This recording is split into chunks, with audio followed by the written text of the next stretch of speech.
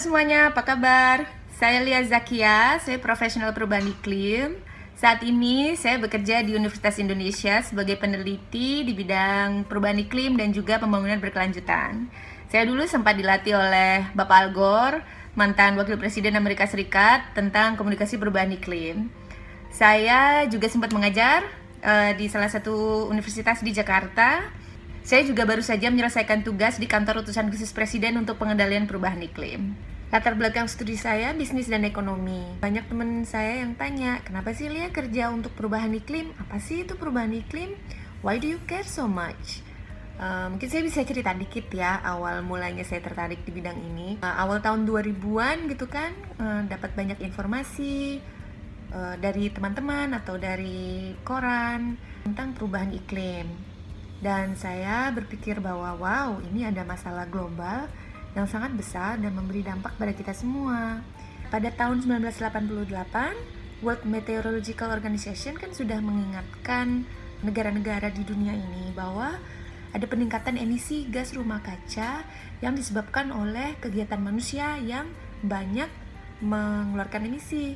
Contohnya, pemakaian bahan bakar fosil, terus penebangan hutan ya, deforestasi, penggunaan kendaraan pribadi yang memakai bahan bakar fosil, listrik yang masih dari bahan bakar fosil, kegiatan industri yang makin besar dan mengemisikan banyak gas rumah kaca, kegiatan pertanian yang banyak memakan lahan dan juga memakai banyak pupuk kimia yang juga emisinya tinggi, dan produksi sampah yang sangat besar, mengingat manusianya makin banyak, sampahnya juga makin banyak.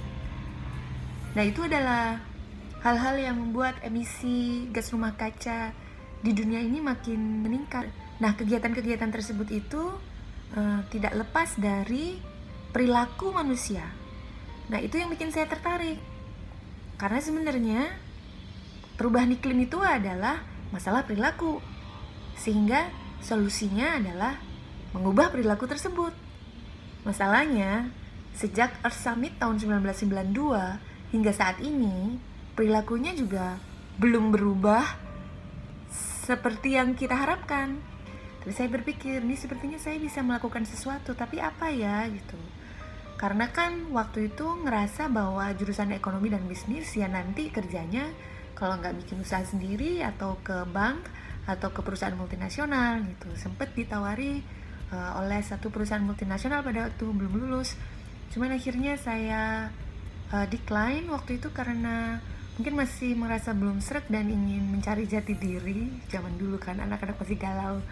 Mencari jati diri harus apa ya yang bisa saya lakukan supaya saya lebih bisa berguna ketika saya masih hidup gitu.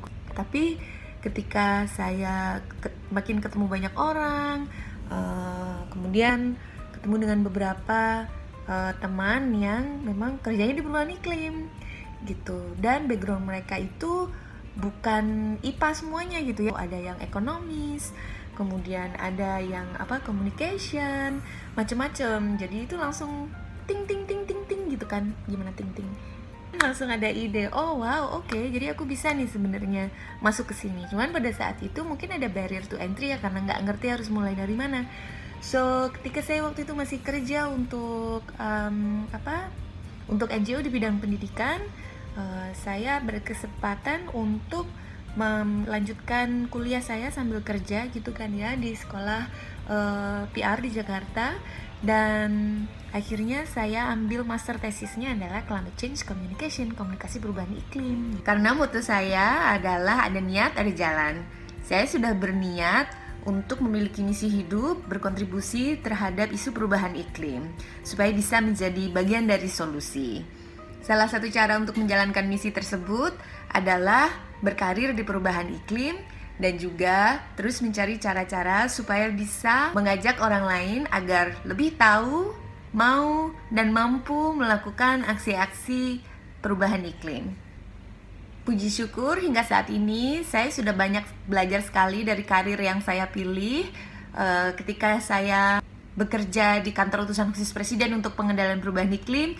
Saya diberi kesempatan untuk bertemu banyak sekali para pakar di bidangnya, baik di Indonesia maupun di luar negeri. Saya juga sempat di-mention oleh Al Gore di sosial medianya beliau mengenai kegiatan pelatihan untuk membina para pemuda Indonesia supaya bisa menjadi pejuang iklim dan pejuang lingkungan pada umumnya. Ini semua merupakan kehormatan bagi saya dan juga amanah supaya saya bisa lebih melebarkan sayap dan juga menginspirasi pemuda-pemuda yang lainnya agar melakukan sesuatu. Yang penting adalah lakukan kontribusi, tidak peduli sekecil apapun itu. Dengan memulai dari diri sendiri, memulai dari sekarang, memulai dari yang kecil. Nanti, trust me, it will grow over time. Nah, di masa pandemi COVID-19 ini tentunya teman-teman sedang di rumah aja dong.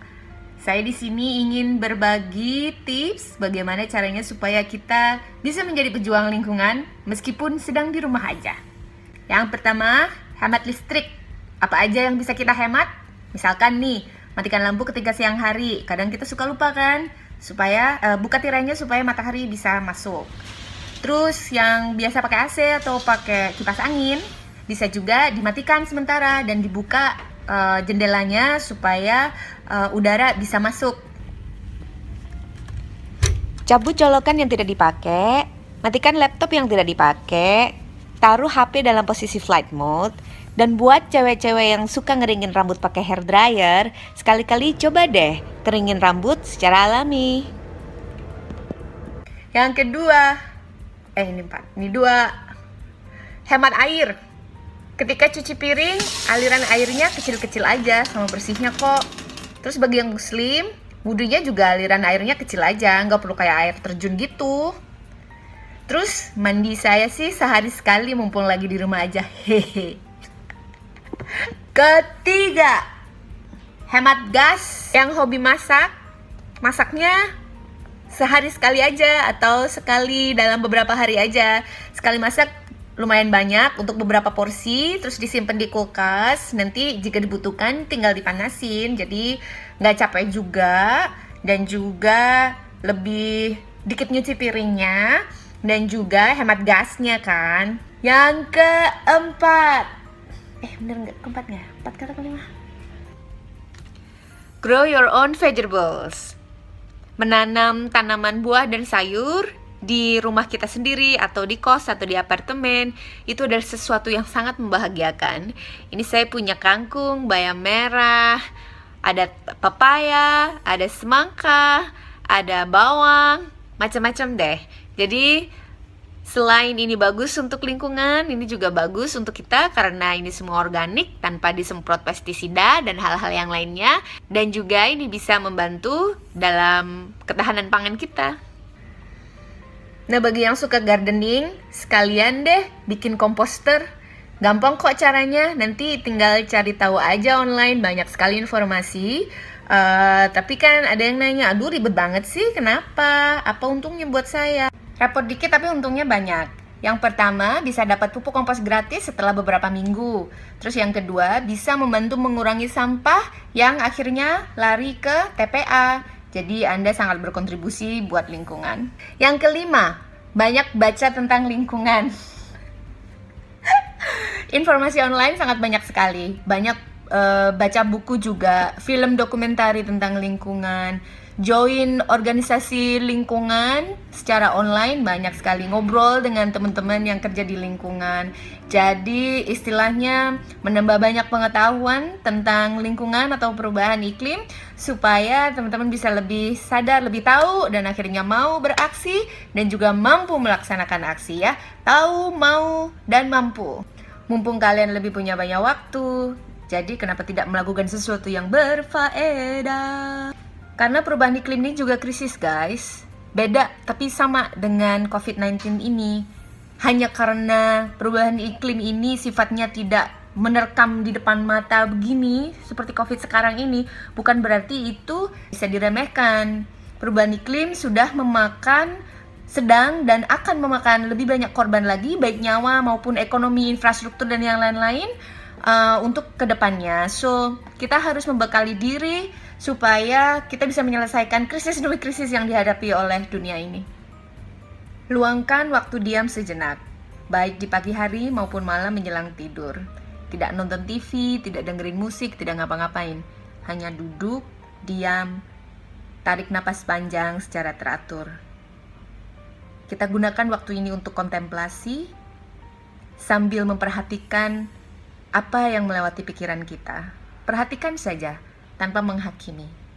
Semoga kita bisa lebih memahami diri kita sendiri, lebih sabar dalam menghadapi situasi pandemik saat ini, dan teman-teman bisa menyalurkan waktunya seefisien mungkin untuk membekali diri, menambah ilmu, menambah pengetahuan supaya kita nanti bisa lebih banyak aksi yang berguna untuk masyarakat, untuk kamu sendiri, untuk keluarga, dan untuk dunia. Nah, gimana guys? Membantu nggak tipsnya? Jika ada tips-tips yang lain, boleh dong share dan komen di bawah ini supaya kita bisa saling belajar. Tetap produktif ya ketika di rumah aja. Bye!